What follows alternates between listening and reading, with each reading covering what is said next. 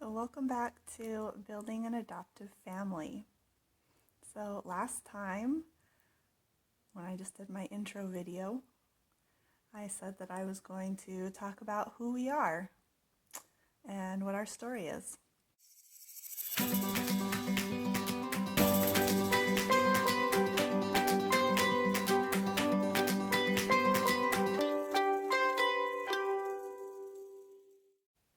So my name is Marlene, and just a little bit about me. I am an artist. I was an art and Spanish teacher for quite a while. I learned Spanish many years ago. I went on a mission for my church to Uruguay and learned Spanish. I also have another YouTube channel. If any of you have stumbled across that, it's called Building Zion, and I talk about gospel doctrine topics and food storage and growing things. So then there is my husband. And for privacy purposes, for now, he and my daughter want to go by different names, so maybe that'll change in the future. But for now, we're going to refer to my husband as James. He is in the military. He's currently in the Army. And then our daughter, she wants to go by Stephanie for right now. She is Colombian, and she was adopted 2.5 years ago from Colombia. She is currently 18 in high school. Then we have our little dog Cooper. He's a Shih Tzu. And our little dog Minnie. She's a Maltese. And we have our little cat Michi. And this is our little family. So to start off our story, me and my husband, we were married in 2009. And we got married after like only 3 months knowing each other. But when you know, you know. So we started our life journey together, and we expected to have children right away. It wasn't something that we expected to linger for a long time. When we first got married, we talked about the possibility of adoption and if we thought that we would want to do it or not. We both decided that we were absolutely in no way going to do a foreign adoption because they were just too expensive. So we spent the next 10 years trying to have children, and nothing we did worked. We went through different fertility things. I had a surgery, my husband had a surgery, and so finally, after 6 years, we adopted our first puppy, Cooper. Here he is, as a teeny little baby. He was only 5 weeks old at the time. And our hearts just ached and ached for a baby, but Cooper was our first baby, and we raised him like we would a baby. Then 2 years later came Minnie, and Minnie was a rescue. She was probably about 1.5 years old. It was evident that she had had babies of her own. We found her in the woods when I was an art teacher, I guess, for a girls' camp, and her and another little dog were found wandering in the woods. And you can just see here, she was so skinny and so sad and scared, and we were able to adopt her. But she eventually grew up to be a healthy, happy puppy. And this was our family. This was our family for quite a while. Just me and my husband and Minnie and Cooper. And we were raising Minnie and Cooper. And we realized that Minnie and Cooper taught us a lot about raising children also, and what to watch for in behaviors as we adopted. Minnie especially, she demonstrated some of those characteristics that children many times demonstrate when they have been adopted, some of the insecurities and fears and needing to build trust. So after 10 years of trying all the things, we finally got to the point, because of issues with having insurance and not being able to pay for the big time infertility things. After 10 years, we got to the point where we had the ability to do in vitro. And we were in the military, we were in the Army, and in North Carolina, and they have a fertility clinic there. And I started to look into that fertility clinic, look into their statistics and things, and realized that no woman over the age, 38 and older, had ever gotten pregnant, carried to term, and gave birth. I was almost 37. I still had a 6-month wait on a waiting list. Once I got onto the waiting list, I wasn't yet on the waiting list. So I knew, by the time I would have gone through the process, because once you actually start the process, you go through the 6 months on the waiting list, you go through the process, they give you all kinds of medicines and things. Once I would have gone through all of that, I would have been 38. And unless I was just that miracle person, I would not have carried to term. So there was a lot of thought and prayer that went into it. Me and my husband are both very religious, and we take a lot of things to God. And so we spent a lot of time thinking and praying about it, and came to the conclusion that in vitro was not the right decision for us. So I felt devastated. I felt completely devastated. Of course, my husband was too.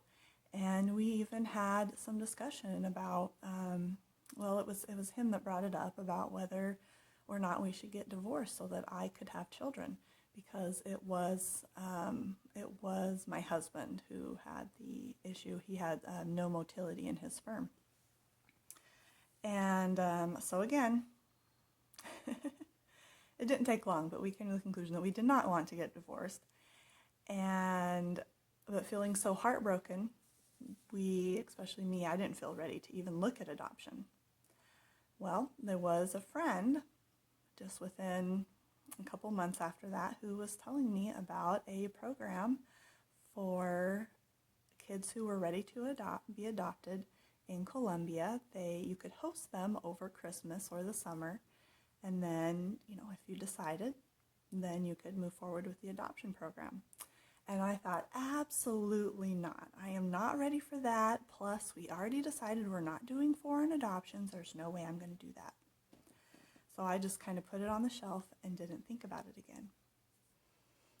Well, then the beginning of October, it was more toward the middle of October 2019, I thought, well, maybe I'll just call, just get some information just to see, what it's all about. So I called. They were telling me about the program. And I saw our little daughter here.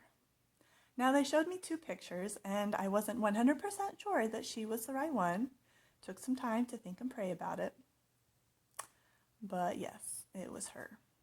It's our little girl.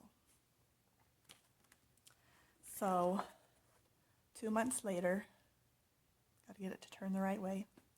2 months later, she showed up. And she's a cute little thing. I tell you what, precious cute little thing. And we fell in love with her right away. She came over Christmas, and so we got to do all of the Christmas things with her that we had never gotten to do with a child before. And she just wiggled her way right into our little hearts like no one else had. And 3.5 weeks later, we had to say goodbye to her. We had to send her back to Colombia. both me and my husband, the night before she left, we sat in the bathroom together, hugging each other and crying. Because we knew that she was our daughter. So we did everything we could to keep in contact with her. We were allowed to have conversations with her over Skype. We celebrated my husband's birthday. I think that's his 31st birthday with her over Skype. We celebrated Colombian Independence Day, long distance with her. This is my husband's family. We worked as fast as we could to get the paperwork done. This is me sending off the big fat dossier, and if you don't know what that is, I will explain it to you later. So this is 2019. Let's see, it was 2018 when she came to see us. Maybe I said that wrong before. In 2018, she came to see us for Christmas. So this is during 2019. After we got our dossier paperwork set off, they let us go to Colombia to visit her. And this was the end of September, the beginning of August. And we spent time seeing Bogota, seeing where she lives, getting to know her better, and of course, bonding and having more fun together. But then, of course, we had to say goodbye to her all over again. And a couple months later, the end of November, we went back out to Colombia for the adoption. And this was our first time seeing her since we had said goodbye to her. And something told me immediately, like daughter, like father. Like daughter, like son, like son, like father, like son. How does it go? Like son, like father, like daughter. That sounds better. That works better. So Stephanie came to visit us in 2018 on December 4th. And 1 year to the day, the adoption was finalized on December 4th, 2019. It was a bit of a miracle because as my husband is in the military, he was scheduled for us to move to Florida right after that. We got home on December 8th, and 3 days later, on December 11th, we moved out to Florida, and we spent Christmas in Florida. We also celebrated with her 16th birthday. There were a lot of good things that have happened. It's been 2.5 years since then, and there have been so many good things that have happened. There have also been a lot of hard things, a lot of struggles, a lot of learning, and of course COVID happened. But we have learned that building a family, whether by birth or adoption, it's more than just having a child. It's about all the experiences in between, all of the growth and all of the learning for us to get to where we are here today. Plus Michi, of course, plus the cat. She wasn't around yet when we took the photo. So that is, in a nutshell, our story adopting Stephanie. And we are now working on a second adoption of a boy, also from Colombia. Our daughter is very excited that she will have a sibling from her home country. And so next time I will talk about how that process started and where we are in that process. And I want to thank you all for joining me here.